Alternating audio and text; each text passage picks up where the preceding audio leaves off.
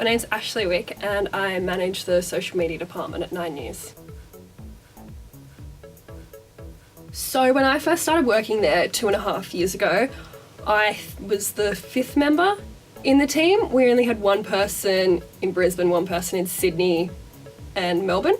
Since then, it's grown, probably in the past year, it's grown the most. So from quite a small team of 4 or 5 people, it's now at 20 people. But I think too, the growth of the department reflects how important it is. So it does a lot of benefit pushing viewers to on air and pushing people to 9news.com.au. And it's a great tool in promoting those stories. So each day I'll talk to our news director and say, hey, I've noticed we're running a story on this, this and this tonight in the 6 p.m. news. I'm going to post them on Facebook, and he'll say, yep, that's great, or yep, post this story on Facebook as well. So it's a really, really handy marketing tool, and I think a lot of news organisations are getting on board with that. Now they're turning a lot of interest and putting a lot of money into it, which I think is a reflection on how helpful it is for the company, but also just how online is expanding massively.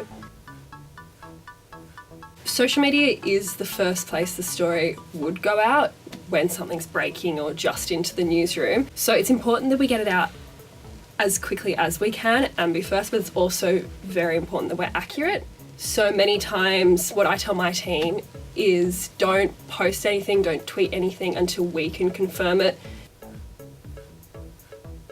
I think hashtags are useful on platforms such as Twitter for collating information and content all in one place. So searching it, it makes it easier to find it. The same goes for Facebook. I think they're quite useful in that area, and we hashtag all our tweets with 9 News at the end, just so it's all uniform and neat. Personally, on the news cycle, I don't necessarily think hashtags have too much of an impact. I think a lot of the time they are a reflection and come off the back of news events, so such as the I'll Ride With You hashtag came off the back of Sydney Siege, and the news outlets were all reporting on the Sydney Siege, obviously, because it was such a big deal. So I think in terms of the importance of hashtags and reporting on the importance of hashtags, you're going to see a lot more content online than broadcast comment.